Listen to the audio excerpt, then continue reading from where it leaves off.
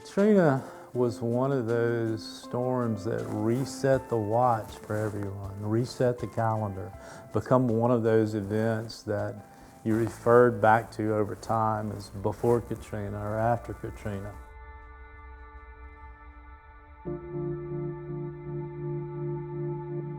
I'll never forget being called on Saturday. The storm came in on Monday morning. Saturday by the head of the National Weather Service, Max Mayfield. And he said, "Governor, I'm just calling to tell you, this is going to be a terrible storm. This is going to be worse than Camille." And we talked a little longer. He says, "What can I do to help you?" And I said, "You can get the news media and the government people to start saying, this is going to be worse than Camille." Because people on the Mississippi Gulf Coast knows what that means.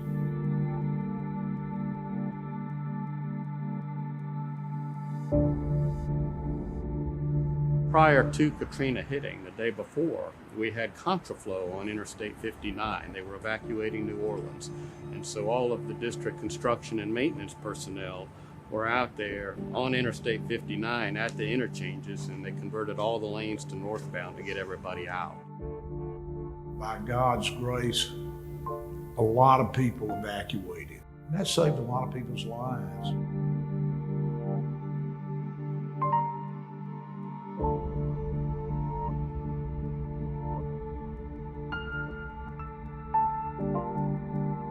As far as my situation during Katrina, we were staying in a house in Van Cleve, just north of the coast. So earlier that morning, my brother came in and he had life jackets. And this is before everything started. And I looked at him, I didn't say anything, but it was like, "What are you doing?" Well, never did I dream that mid-morning we've got this massive storm surge coming in, even 15 miles inland. And I just remember swimming through, and you've got a pool table trying to come at me. You've got marsh grass breaking through the windows and doors and all the animals. I mean, you're in a room that was a few hours ago air conditioned and nice, and now you're staring at deer and alligators, and they're all scared to death too. And so, at the end of the day, I sure was glad for those life jackets. It was something else.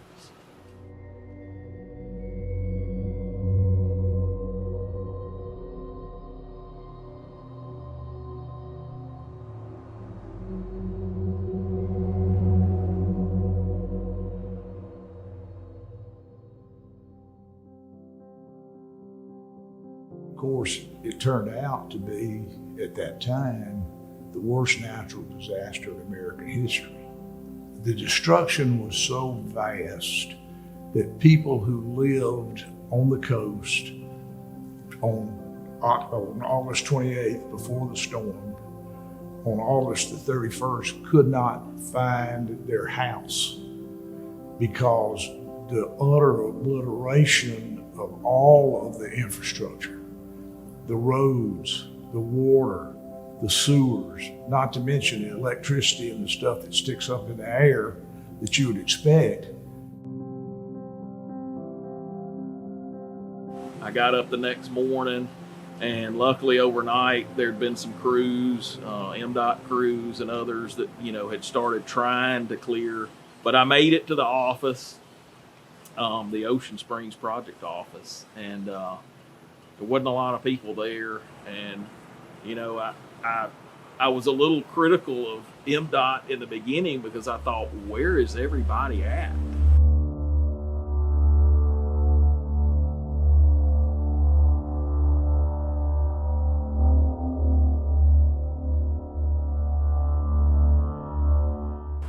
Well, little did I know that also everybody coming down from Jackson and Hattiesburg, there were trees just completely covering I-59, Highway 49, and they were having to use dozers to push their way to get down to the coast. So we started out about probably 3 or 4 o'clock in the afternoon. About 11 o'clock that night, we met a group of maintenance workers headed north on Highway 49, and I don't remember that we knew what the other group was doing. And they cleared one lane to go from Camp Shelby below Hattiesburg to Gulfport. Took 7 hours of driving time. 7 hours. What takes normally an hour and 15 minutes or something like that.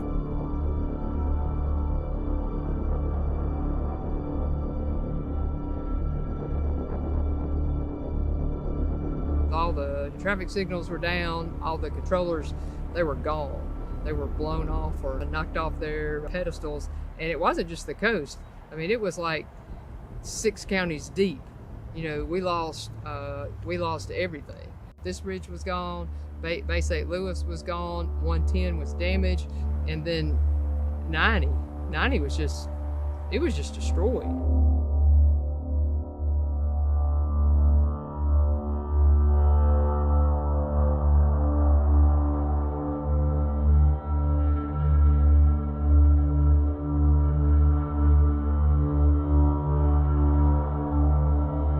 By God's grace, Thad Cochran was chairman of the Senate Appropriations Committee, where the money comes from. And he came to see me 2 days after the storm, said, "Tell us what you need and we'll try to get it for you." And he must have told me that same sentence 20 times between the storm and a year after the storm. He was just unbelievable. Mississippi received $24.5 billion for the damage that was done. So the federal government was very, very generous to us. And of course, part of the basic disaster assistance is highways. They gave us a lot of money for highways, and we put it to good use. And the transportation department did it pretty fast, which was really important. I can't say enough about the support we received from Federal Highway. You know, they really helped us by allowing us to begin work immediately under a force account. We did not wait. We immediately went to work.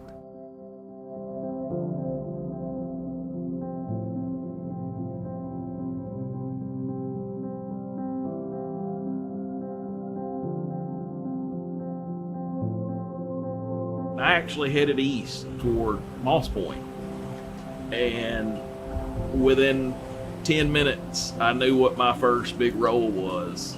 I came up on the I-10 Pascagoula River Bridge, and a big portion of it was just sitting like cockeyed. I mean, it had been, some barges had rammed it, and about 300 feet of it was just hanging on by a thread. We immediately started directing traffic, trying to direct people around that bridge. And we began formulating a plan almost immediately to try to make the westbound lanes of I-10 two-way traffic.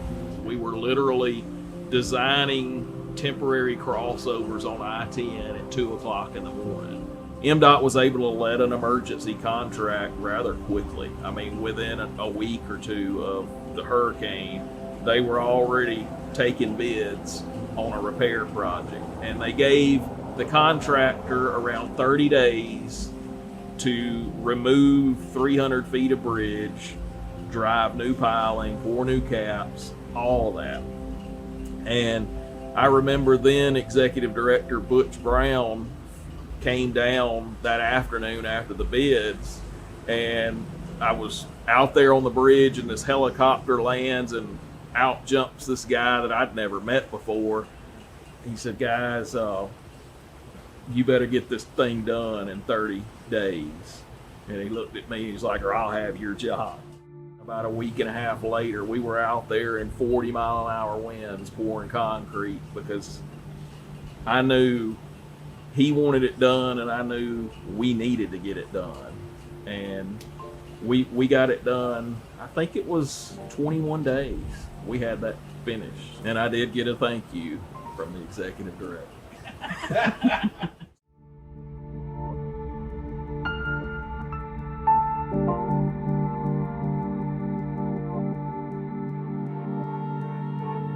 I'm from the Gulf Coast. When we got down here to first look at the damage, and we were going down Highway 90 trying to find our way through, there were no street name signs, there were no landmarks, there was nothing. So even though I grew up here, I was lost. It was really, difficult to see that. And all of the panels that were been displaced, all the storm drains have been filled up with debris. We had a casino barge sitting on top of the highway that we had to remove. And so I finally got in touch with the owners of that barge. And I said, y'all got to remove your barge. And they said, well, we can. I said, well, I'm going to blow it up. And they said, you can't blow it up. I said, I think we can blow it up. I said, because it's sitting on our road and we've got to get it out of the way so we can open this back up. He said, you don't understand why. I said, well, please explain it to me because I want to help. And he said, we didn't take any of the money off of that barge. He said, every bit of the coins and the money in the slot machines, it's still on that barge. I said, well, we will wait on y'all, but I would suggest you get some security down here. So they did, and then about 2 or 3 days later, they brought all these big trucks, like dump trucks. They were just shooting that money out those trucks. It was crazy. And then they said, if you want to blow it up and you don't charge us, you can blow it up. I said, okay, we will blow it up.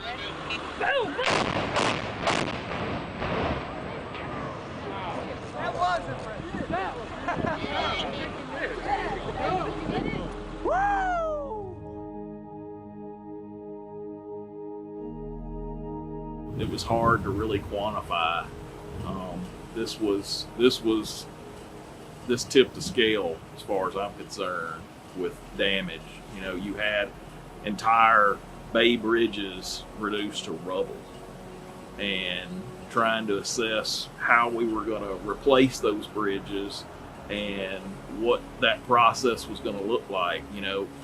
When we were used to doing damage assessments prior to Katrina, we were talking in the millions, and now we're talking nearly $1 billion or more.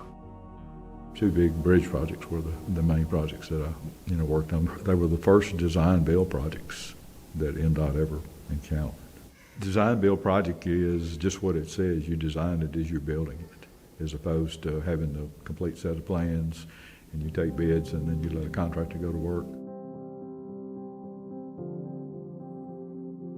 The last time I was here, and we're here at the Bay Waveland Yacht Club in Bay St. Louis, the last time I was here was to meet the contractor who was removing the bascule spans on the old bridge, and we literally had to navigate around sunken wreckage to get out to the bay.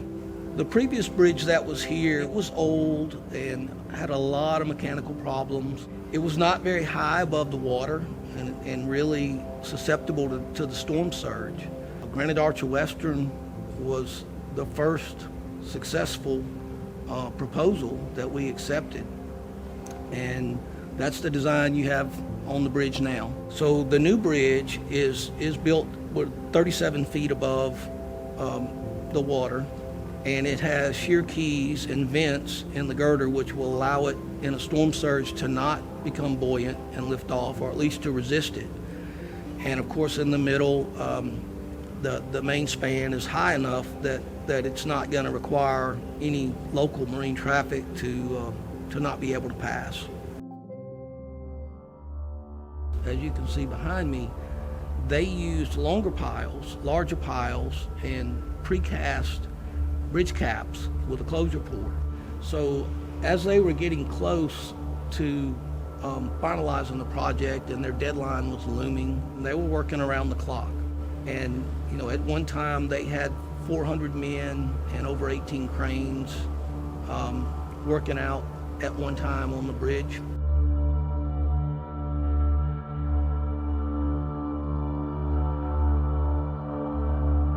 Bay St. Louis Bridge was out, and the detour was 50, 60 miles. And to begin with, the powers that be decided that we didn't need a ferry because it wouldn't move enough traffic. At some point, pretty soon after that, they decided that even if it didn't move much traffic, it would just help people's feelings. I believe it was about late August of 2006. So Gene Taylor arranged for this roundtable meeting with all of these officials and basically said, look, I've went and fought for the money. We've got the money to do this. We owe it to the people to do it. And so we left the meeting and we were building a ferry. So within a short time after, Butch Brown, our executive director at the time, said, we'll have the ferry operating November 1.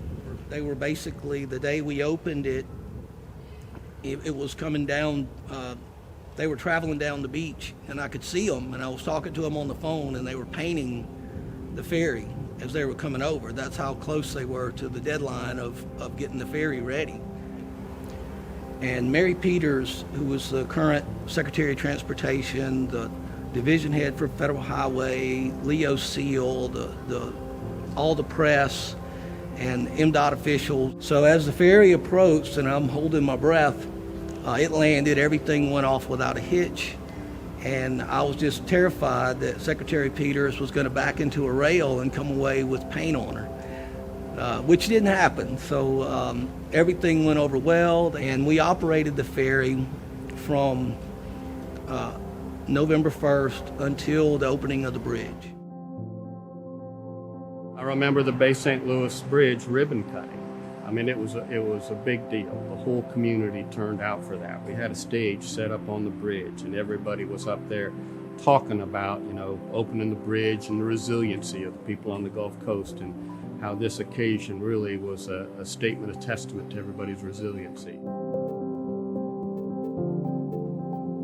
The main major project I was involved with was the bridge behind me here. It's the Biloxi Bay Bridge. Of course, Katrina happened and it took out the entire bridge. And so that gave an opportunity to get rid of the drawbridge, widen the roadway, because that bridge before Katrina had roughly 40,000 vehicles per day on it. And so that's the reason why we went to 3 lanes in each direction. And then we wanted a high rise so you didn't have the drawbridge. The mayor of Ocean Springs wanted us just to put back a low-rise drawbridge. Looking forward, we really needed to accommodate traffic, number one, but also that bridge could be stopped for 30, 45 minutes, letting boats through. And so, it was really an emergency thing. What she really wanted was a nice-looking bridge that did not obstruct the view. I mean, I can see her concern, but through meetings, we came up with a see-through rail. We came up with aluminum rail on the outside of a very nice joint use path, and all of that would not have occurred without her really wanting to push for something more. No, they led a contract, and it was design build. There were a couple of different contractor groups that submitted an expression of interest, and of course, based on that, the department went ahead and determined, okay, this is the best scenario and the best look that we're looking for. And they chose that contractor. The bridge is on new alignment from the old bridge, so except where it comes down and meets US 90 on both Ocean Springs and Biloxi. And they were demolishing the old structure while they were building the new structure right beside it. And of course they went in, and the new structure has piling. It has a concrete footing poured on top of those piling, then a column and a cap, and then your beams. And it was kind of like an assembly line. Once they got started, it was the same process all the way through the bridge. So it was pretty, once they got their feet, I guess, wet in the water, they got moving, it was able to speed that process up. and it made a big difference in the delivery date of that bridge. So shortly after the storm, within a few days, we were looking at. Matter of fact, we were right here. We were looking at how all those slabs had kind of toppled, so they were off of the bearing points. Which that's where you set the beam on the bearing. And so we looked down there and we saw these plates. And somebody said, "Oh, that's just rubber." I said, "No, that isn't rubber." So two of us bailed off. I was younger then. We saw that what they were is they were brass. Wayne Brown, Commissioner Brown said, we need to collect all of those and we need to do something really memorable with those. We had a competition on both bridges, and so all sorts of artists, from local artists, drew renderings up, and then we had a panel of local artists, politicians or whatever, and then they picked best ones. I think that is a good way to remember the past and to remember what all occurred, and how everyone here built back and they restored their life.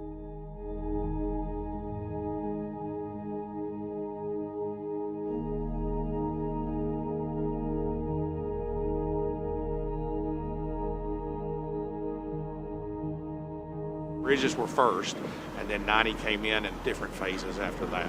So complete recovery didn't happen until after 2010. We were able to have traffic on the routes, but there were forms of work going on to improve the safety and the efficiency of those routes. Now, when we were doing the permanent recovery, where we restored the north side, which is the westbound lanes, we used conventional design bid build. And we had a consultant that had designed the Highway 90 reconstruction projects for us in the mid-90s come in, take some of their old plans and some survey we provided, and we actually bid out the permanent restoration of Highway 90. Felt like both contracting methods worked very well and allowed us to get Highway 90 restored as quickly as possible. Part of that project was we did a tree restoration, where we did a lot of restorative work on the existing live oaks, and we planted over 3,000 trees along the full corridor of Highway 90.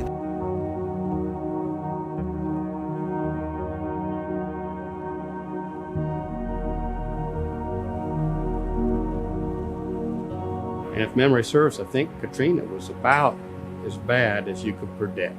But what we made sure we did was build the bridges at an elevation that were above that. So even if you do get a maximum storm, your bridges will be higher. So I think we built things a little bit stronger, a little more resilient. You can always build to prevent anything, but you may not be able to afford it. Try to make informed decisions based on what's a good median.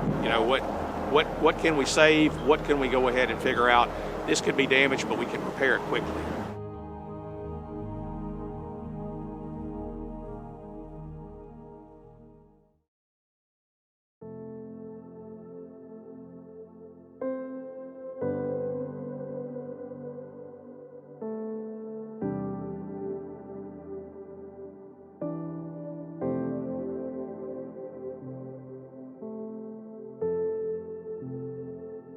Please be diligent. Don't become complacent. Put a plan together. Know what you're going to do. Go ahead and do the things now that you can do. Pay attention to the warnings. I think one of the biggest tragedies that came out of Katrina were all the people that were so used to hurricanes coming and going that they didn't heed the warnings and stayed. And a lot of people lost their lives.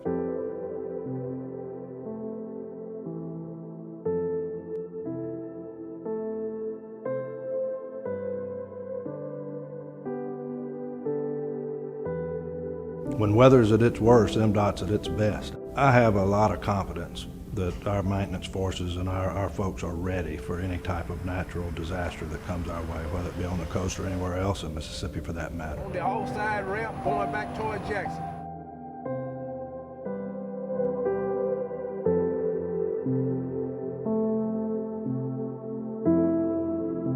It really made us all think about what what this place means to us and what our profession does for society.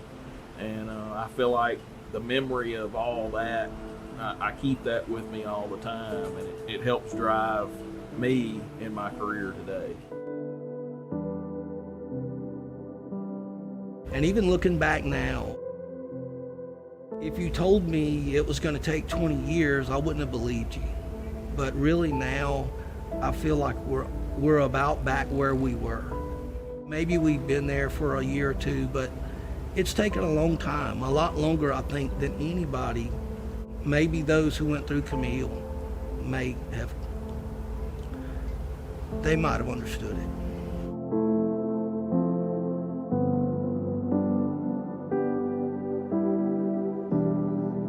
Katrina was a demonstration of the resolve and the grit of the people that live on the coast. And I was proud to be counted amongst them, proud to be a part of that. You know, after Camille, we didn't do so well. But after Katrina, because a lot of people helped us, we actually did come back better than